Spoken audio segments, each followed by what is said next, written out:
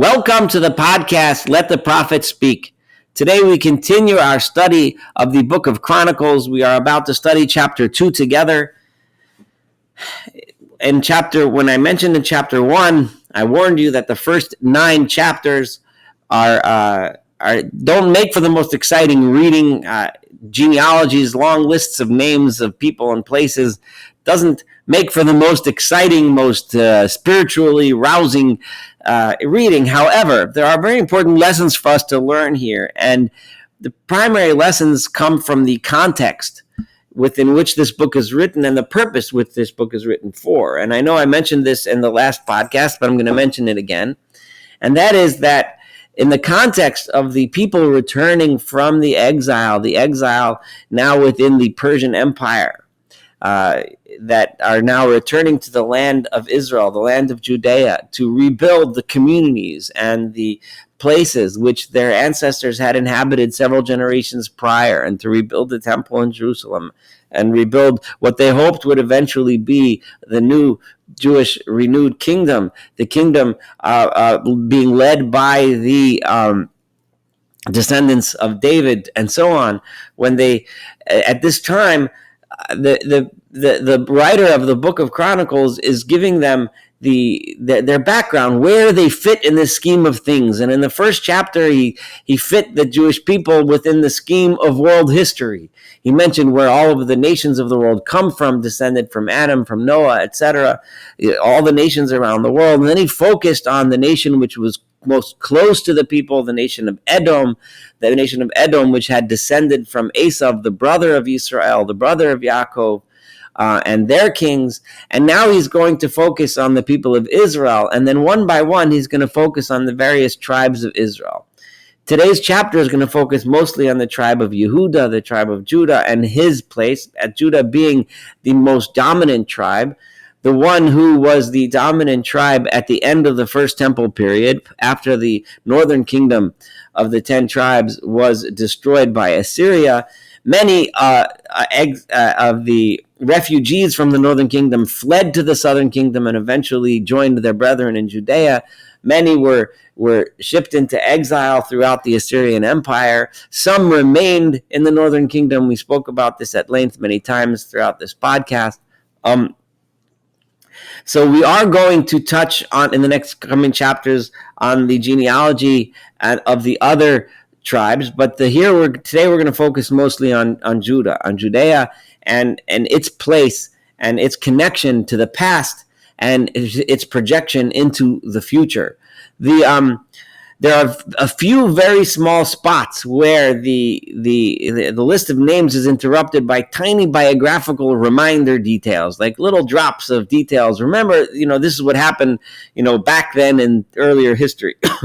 The reason why the chronicler chose those few little detours, tiny little flashes, I'm going to suggest what I think is the reason as we go through. And the reason, again, is in the context of there's two major issues, two major purposes of this book. Number one, to at least this section of this book, to connect the people to the land, to remind them where they stand and what their connection is in their family background and so on. And the other purpose is to set them on the path of success this time, not making the same mistakes as last time. And we'll see that throughout the book of Chronicles, that if we looked at our history, we would learn that when we stuck to the program and we kept God's laws and we were faithful and so on, we were successful. But to the extent that we left God's program and we were not faithful, it ended up in death and destruction. So again, this is your connection to the land. Remember, while you're establishing the new kingdom, to do it right this time. Unfortunately, as we know, eventually the second temple was destroyed as well. So we weren't exactly the most successful at setting it up that we were supposed to be. But the attempt of the chronicler is to set us on the right path. So let's start. Ele b'nei Yisrael. These are the sons of Israel. Now that we've told you the sons of Edom and their history, now let's zero in on us. Reuven, Shimon, Levi, Yehuda, Yisachar, Zvulun, Dan, Yosef, Binyamin, Naphtali, Gad, Asher. Those are the 12 tribes of Israel that anyone that studied the Bible would be familiar with. 12 sons. And now we're going to focus on one of those sons, and we will touch on the others as we go through the next chapters. But today, Bnei Yehuda, the sons of Yehuda, are Er v'Onan v'Shelah. He had three sons, Er, Onan, and Shelah. Shlosha nolad lo. These three were born to him, Batshua HaKnanis, from Batshua, the Canaanite woman, who was Yehuda's wife. Again, look at Genesis for all the details of the story at length. Vayhi Er b'chor Yehuda, Er, the elder, the oldest son, the firstborn of Judah, was Rabbe Einei Adonai, was bad in the eyes of God by Miseu, and God therefore put him to death. The details of the story are written in much more detail in Genesis. This is one of the two spots where a small biographical detail is thrown in, and I would suggest that this fits with the pattern of the chronicler, reminding people, if you don't behave yourself, especially in this case, this was a sin relating to sexuality and immorality, that watch out for the things that can trap you, because you've seen it in the past. So again, it's not the purpose here to tell the whole history, but it's just a reminder to tell the people, this is the history, these are the kinds of things that we've done wrong in the past. But Tamar Kalaso, and Tamar, his daughter-in-law, Yoldolo, gave birth for him at Peretz v'at Zerach, Kol b'nei Yehuda chamisha, how it is that Yehuda fathered children through his daughter-in-law. Again, that story is written at length in the book of Genesis. Look there for the details. Bnei Peretz, the children of Peretz, Chetzron v'Chamul, Uvnei Zerach, Zimri v'Eitan v'Heiman v'Chalkol v'Dora, Kulam Chamisha. Zerach had those 5 sons. Uvnei Karmi had the following sons: Achar, the one named Achar, and over here Achar is the same person from the book of Joshua who had the name Achan with a nun. We will find differences in the way names are spelled, and a little bit differences in the way names are pronounced in the Second Temple period. This is most likely reflective of the changing nature of the language, the spoken language of Hebrew during this time period when the influence of Aramaic was strong. As we know from the books written at the same time period, Ezra and Nehemiah, much of those books are actually written in Aramaic. And we find that influence here. So some of these names, not necessarily is every spelling difference explained by this phenomenon, but I just want to point that out, that we find the influence in the spoken language of Aramaic in the Hebrew that's being spoken. So Achar is the same person as Achan. He was Ocher Yisrael. He was the one who made problems for the people of Israel. Asher Ma'al B'Cherem, because he took from the property that was consecrated to God. He stole it and caused trouble for the people. So again, this is the second biographical detail. Again, just a slight little warning, not a retelling of the whole story, a slight little warning. Watch out for sexual immorality. Watch out for financial dishonesty. Those are the kinds of things that have set us on bad paths before. So just little mentions of those to remind people. Uvnei Esan Azariah, Esan had the child Azariah. Uvnei Chetzron, and the children of Chetzron, Asher Nolad Lo, that were born to him at Yerachmeel, v'at Ram, v'at Kiluvai. Those were their names. So Ram, and Ram gave birth to Holidet Aminadab, Aminadab Holidet Nachshon, gave birth to Nachshon, Nachshon the son of Aminadab of biblical fame, Nasi b'nei Yehuda, who was in the Bible, he was the Nasi, the chief or the prince of the sons of Yehuda. V'Nachshon holidet Salma, v'Salma holidet Boaz. Nachshon gave birth to Salma, Salma gave birth to Boaz, and Boaz was the famous guy from the book of Ruth, which we also studied together. I recommend you go back and study the book of Ruth. Boaz being the forefather of David, as we'll see in a minute. Boaz holidet Oved, gave birth to Oved. Oved holidet Yishai, gave birth to Yishai. And then in the second verse, Yishai, or Jesse, is pronounced and written Ishai with an aleph, again, probably due to the Aramaic influence over the language of Hebrew at the time. V'Ishai holidet b'choro et Eliav v'Avinadav hasheni v'Shimon hashlishi. Ishai gave birth to his eldest, Eliav, his second son, Avinadav, his third son, Nisan Haravi, his fourth son, Radai Hamishi, his fifth son, Otzam Hashishi, his sixth son, and David Hashvi, and David, again spelled differently here, as before, David written with a yud, an extra yud, as opposed to David without a yud, as it is written in the earlier prophets. Again, probably reflective of the change in the way people were speaking the language at this time. Over here, it is pointed out by the commentaries that David is listed as the seventh son, even though in the book of Samuel, it seemed that there were seven sons and then David. How to reconcile that incongruence, the commentaries discuss. And I'm not going to go into the detail here. I just wanted to point that out. David being number 7, of course, carries the significance of the number 7, which is significant. Seventh is the holy day, the seventh day of the week. The seventh year of the 7-year cycle is the holy year. So here we have the seventh son being the son who was destined to be the founder of the Davidic monarchy. V'achiotehem, their sisters were Tzuria v'Abigail, v'nei Tzuria Abshai v'Yoav v'Asel Shlosha. They had 3 sons. Abigail Yolda Amasa gave birth to Amasa, Vavi Amasa Yeter Ishmaeli, and the father of Amasa was Yeter the Ishmaelite. How he was an Ishmaelite, there may have been some intermarriage with the Ishmaelite family, or maybe he lived in the land of Ishmael, which is the tradition. The Kalev ben Chetzron, and Kalev, the son of Chetzron, Holid et Azuvah, he gave birth to the woman named Isha, his wife Azuvah, gave birth V'et Yiriot, and Yiriot, the son Ve'ela Bonah, and these were her children Yesher V'Shova V'Ardon. Azuvah, it was his wife, and Yiriot was his wife. V'tavatamot Azuvah died. Vayikach lo Kalev et Ephrat. He took for a wife a woman named Ephrat. Vateled lo et Chor, and had the son Chor. V'Chor holid et Uri, v'Uri holid et Bitzalel. So this would be presumably the Bitzalel. Exactly how the time works out is not 100% clear. But Bitzalel ben Uri ben Chor, of the biblical fame, the builder and designer of the Mishkan, of the tabernacle in the desert, this would be his lineage. V'achar ba Chetzron, and then Chetzron came on to, meaning he slept with El Bas Machir, the daughter of Machir Abi Gilad, who was the father of Gilad. He took her as a wife. Ben Shishim Shana, he was 60 years old at the time. Ateled lo et Seguv, and she gave birth for him Seguv. Seguv holid et Yair. Seguv gave birth to Yair. Vayihilo Eser Mishalosh Aram Be'eretz HaGilad, and he had 23 cities in the land of Gilad.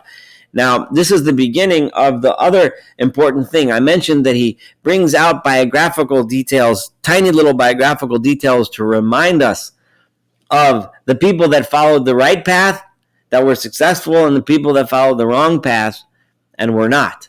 And now the focus is going to be the next 40 some odd verses or so on. He's often going to mention the connection between these people and the towns and the areas and the regions of the land of Israel that they inhabited and founded and so on. Reason being to emphasize the connection between the people and the land. And that's something that you should be careful to look out for, and I'm going to point it out as we go through, to give the sense of the people. Yes, these are our fathers, our grandfathers, our great-grandfathers, our ancestors, our families, our family history, and they settled these towns, and they lived here, and therefore we have a place here, and we're going to reestablish those dwelling places and those communities. Vayikach Geshur va'aram. So Skuv gave birth to Holid et Yair in verse 22. Vayhilo Eser Mishalosh Aram Be'eretz HaGilad, and he had 23 cities in the land of Gilad. Now this Yair is presented here as a descendant of Judah, whereas in the Torah he's presented as a descendant of Menashe. Is it the same person, a different person? It doesn't seem like he's a different person because of the 23 cities in the land of Gilad. Tradition has it that he was a descendant of Judah, but he married into Menashe and inherited land in the property of Menashe. That's how that's resolved traditionally. Vayikach Geshur va'aram et chavot Yair me'itam. However, there was wars and battles, and many of these are recorded in the books of Judges. You can look back there. The Geshur and Aram, the Arameans, took the Chavot Yair, the places, the towns that belonged to Yair from them, at Kenat, Viet Benosea, Shishim, 60 cities, Kol Eila B'nei Machir Abi Gilad. These were the events that occurred with the sons of Machir, the father of Gilad. V'achar mot Chetzron b'Kalev Ephrata, and after Chetzron died in Kalev Ephrata, right? which seems to be the name of a place, which is probably the place today which we call Efrat, and that name will pop up a few times. And this is the first of the many names. Those that are familiar with the geography and the towns in modern times in the Judean hills around the city of Jerusalem, the towns that were in that region of Judea, which was the land which was occupied by the tribe of Judah, and all those names of these towns, many of which today are politically find themselves within Israel, and many find themselves within what would be called politically today the West Bank or Judea, Samaria, depending. But in the perspective of this book, it's Judea, and that's what we're learning. I just want to give a familiarity with those that are looking at a map today. These are the towns of Judea, Efrat being one of them.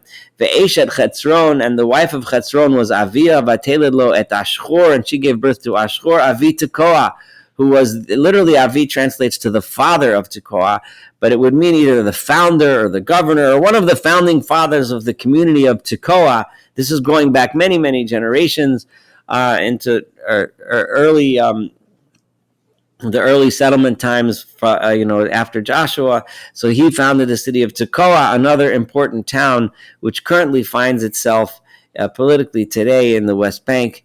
There is a Jewish community there called Tekoa, and Tekoa would have been founded by them. Back then, in those days. Vayu b'nei Yerachmeel b'chor Chetzron, and the sons of Yerachmeel, the firstborn of Chetzron, Habachar Ram, the firstborn was Ram, Uvuna, Ba'oren, Ba'otzem, Achia. Those were their names. Vati Isha Acheres Yerachmeel, he had another wife, Ushma Atara, her name was Atar, he aim Onam, she was the mother of Onam. Vayu b'nei Ram, I'm going to go through this pretty quickly, there's a lot of names. Bechor Yerachmeel, Ma'atz v'Yamin v'Aker, the sons of Ram. His firstborn was Yerachmeel, and then he had those other three sons. Vayu v'nei Onam Shammai v'Yada, his son was Shammai and Yada. V'nei Shammai Nadav v'Avishur, his sons were not those two. V'shemeshes Avishur Avihayel, though Avishur had a wife named Avihayel. V'ateldo at Achban v'et Molid. V'nei Nadav, the children of Nadav were Seled v'Apayim. V'yom at Seled Lobanim, and Seled died without children. Uvnei Apayim Yishi, and the sons of Apayim was Yishi. Uvnei Yishi Sheshan, Uvnei Sheshan Achloi. These were their sons. Uvnei Yodach, Shammai, V'Yeser, V'Yonasan, V'Yamas, Yeser, Lobanim, and Yeser died without children. I know I'm reading this quickly, but again, I will point out things as they come up. Uvnei, there's a lot of verses here. Uvnei Yonasan, Pelet, V'Zoza, the children of Yonasan, V'Elahayu b'nei Yerachmeel. These are the children, the descendants of Yerachmeel. V'lohaya l'Sheshan banim. Sheshan did not have sons. Kim banos. All he had was daughters. L'Sheshan Eved Mitzri Yishmo Yarcha. He had a Egyptian slave whose name was Yarcha. Presumably, he freed that slave, thus making him into a free Jewish man. So then, Vayitin Sheshan et Bito Yarcha Abdul Isha. He gave his daughter to Yarcha, his servant, as a wife. Vatelad lo et Atoy, who gave birth to Atai. The Atai holid at Natan. Atai gave birth to Natan. Give birth obviously means that he didn't actually give birth. His wife did, but he was the father of Natan. Natan holid at Zavad. Natan gave birth to Zavad. Zavad holid at Eflal. Zavad gave birth to Eflal. Eflal holid at Oved. Oved holid at Yehu. Yehu holid at Azariah. Azariah holid at Choletz. Choletz holid at Elasah. Elasah holid at Sismai. Sismai holid at Shalom. Shalom holid at Yikamya. Yikamya holid at Elishama. I just read verse 41. This is the lineage that led to Elishama. Now we're going to go back up in generations. Uvnei Kalev, the children of Kalev, Achi Yerachmeel, who was the brother of Yerachmeel, Mesha Bechoro. Mesha was his firstborn. And here we have, again, important relationships between people and the towns and communities that they founded. And these towns will be familiar with anyone that's familiar with the terrain and the towns that surround Jerusalem in the Judean hills. Avi Ziph, who was the father of Ziph, which is an important town. Uvnei Maresha, anyone that's been to Israel as a tourist probably would have spent some time visiting Maresha. It's a very wonderful tourist site. The ruins of the town of Maresha and the really interesting caves and archaeological excavations there of the town of Maresha. Avi Hebron, who was also the founder of the Hebron, the city of Hebron, which is another very, very important city in the Judean region. Again, bringing the people to their connection with their forefathers that founded and populated and built these communities back then. Uvnei Chevron, the children of Chevron, Korach v'Tapuach v'Rekem v'Shama, those were their names. V'Shema holid et Racham avi Yerakam v'Rekem holid et Shammai, uven Shammai Ma'on u'Ma'on avi Beit Sur. And Ma'on was the father or founder of the town of Beit Sur, another very important town. So we've mentioned now many of these towns. We've mentioned Hebron, we've mentioned Beit Sur, we've mentioned Beit Zif, we've mentioned Maresha, we've mentioned Tekoa, and we're going to mention some more towns which will sound familiar to you. V'efa Pilegesh Kolev Yolda at Choron v'et Motza, gave birth to Choron, and Motza is Motza related to the town of Motza, also in that region, maybe. V'et Gozez v'Choron holid et Gozez, and Choron gave birth to Gozez. V'nei Yodai Regem v'Yosam v'Geshon v'Felat v'Efa v'Shoaf. Pilegesh Kolev Macha, the concubine of Kolev was Macha, and he gave birth to Yolad Shever v'et Tirchana. V'telet Shaf avi Madmana at Shiva, right? And Shaf, who was the founder of the town of Madmana, right, gave birth to Shiva, who was the founder of the town of Machbena and the town of Giva. Ubat Kolev Achsa, Kolev's daughter name was Achsa. Ela hayu b'nei Kolev ben Chor b'chor Ephrata, right? These were the descendants of Kolev, the descendant of Chor. Or you can read it as, these were the descendants of Kolev, comma. Ben Chor, the son of Chor, b'chor Ephrata, was the firstborn of Ephrat, another town, and Shoval was the Avi Kiryat Yearim, was the founder of the town of Kiryat Yearim, another town which would be familiar to people that have been that are familiar with the area. Kiryat Yearim, a town which one drives right past as one's driving towards Jerusalem from the Mediterranean coast.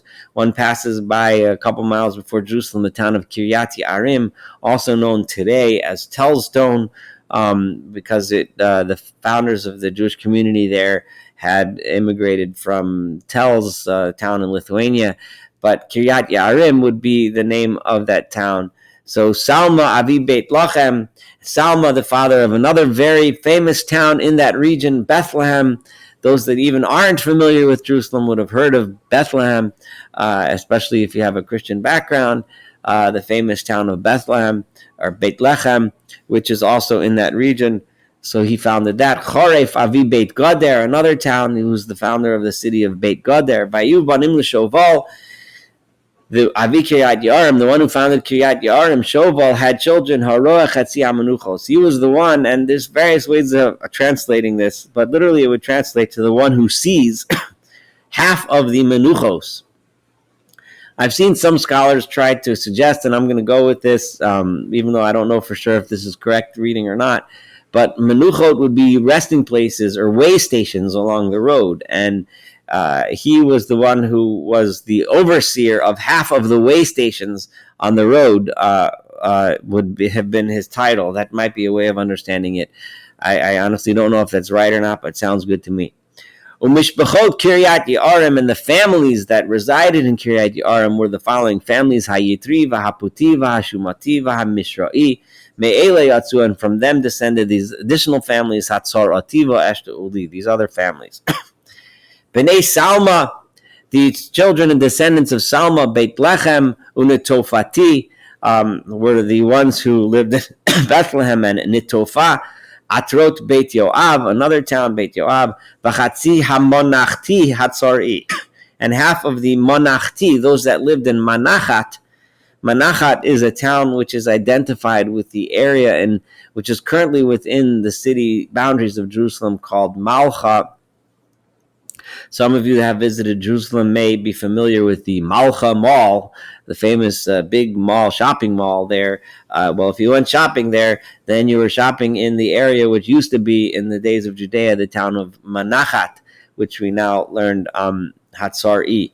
The Tzorites resided there. Mishpachot Sofrim, and this concludes, this is the last verse 55 of this chapter, the families of the scribes, Yoshvei Ya'abetz, who lived in the town of Ya'abetz, What families were those? Those were the Tiratim, Shimatim, Suchatim. Remember, if you were among the people, the returnees, you would have known that you were descended from the families of the Sophrim, the scribes. And now Ezra, or the chronicler, is telling you your family heritage and where you come from. Hema Hakinim, these are from the Kenites, right? If you remember in the books of Judges, the Kenites showed up many times. They were allied with the Jewish people and eventually became part of the Jewish people. Haboim mechamat, they came from the town of Hamat. Avi Beit Rachav, the father of the house of Rechav, the Rechabites, who also had a lot of stories in the early prophets, which again I'm not going to go into in detail. But so that would be their place in this history here. So if you descend from there, that's how you fit in this scheme. So here you have the story of the people of Judah, a little bit about their background, a couple little stories about their history, but mostly, and little references, but mostly a genealogy which connects them to the place. And therefore, the people reading this in this time, listening to this, will be inspired to know and realize where they fit in the scheme of things, why they're here, how important their connection to this place is, and hopefully set up a new and much more successful settlement this time around.